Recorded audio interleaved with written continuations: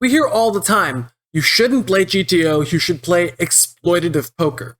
The problem is, when you actually look around, no one is teaching the exploits that solvers demand against players who are playing incorrectly and too passively, especially when they're defending their blinds. When I raise the small blind, this is how you should defend in the big blind. You should be defending a lot of hands, you should be folding about half the time, and you should be using an extremely polarized 3-betting strategy, often 3-betting your strongest hands, and then 3-betting a hand like 10-2 suited 100% of the time, but not even 3-betting a hand like King-Jack offsuit.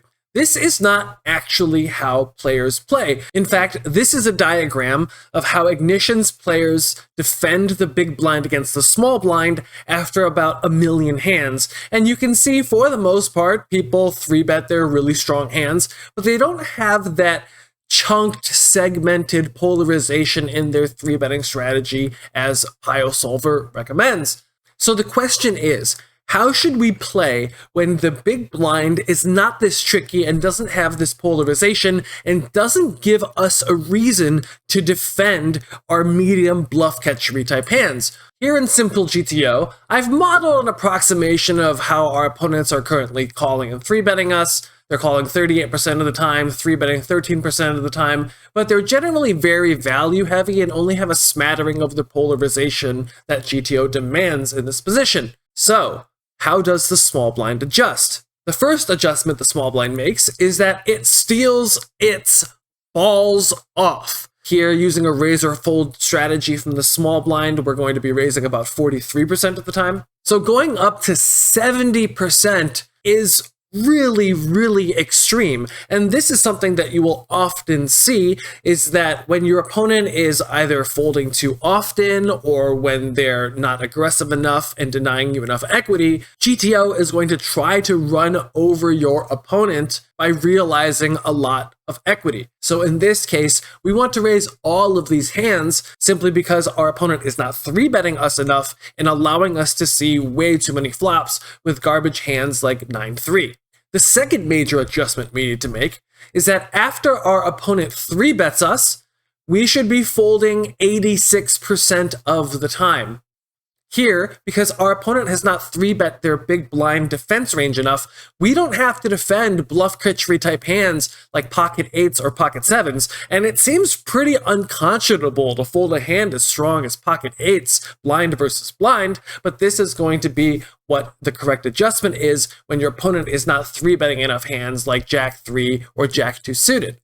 Additionally, even our pretty strong offsuit hands like King Queen offsuit and Ace Jack offsuit are mostly going to fold and occasionally going to 4-bet, mostly because, as we know, our best 4-bets are usually going to be at the bottom of our calling range, and so if we're not going to be calling with this hand, we can use it as a 4-bet candidate.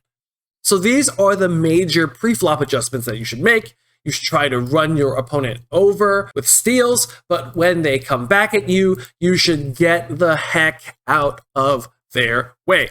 Now, there are going to be diminishing returns here. If you're playing against recreational opponents who are just a little bit too passive and are never really going to make an adjustment or even notice that you are playing quite loosely, you should continue to play this loosely. Even if your opponents notice, they might defend a little bit more loosely, they might 3-bet you a little bit more, they might not get into the realm where they are going to be 3-betting some hands that are very junky, like Ace 2 or Ace 3, to actually cause you to defend any of your bluff catchery type hands like Pocket 7s or Ace 9 suited. So until you see that your opponents are 3-betting you with these bottom of their range hands, you don't actually need to be defending this middle of your range, and you can play extremely straightforwardly and only continue with genuinely very premium hands. Now, what does this mean post-flop? It means that very often you're going to reach the flop with 70% of your hands, and your opponent is going to reach the flop with 38% of hands, and that 38% of hands is going to be stronger. So you're going to have to start with a lot of checks. Now, people might not actually notice this because small blind versus big blind, you should be checking a lot of hands anyway. we can see that generally after the small blind raises and the big blind calls, that the small blind should be generally checking close to 60% of the time as a default strategy. However, if your range from the small blind now has so much more of this suited and offsuit junk, you're going to have to actually start with a lot more checks on flop.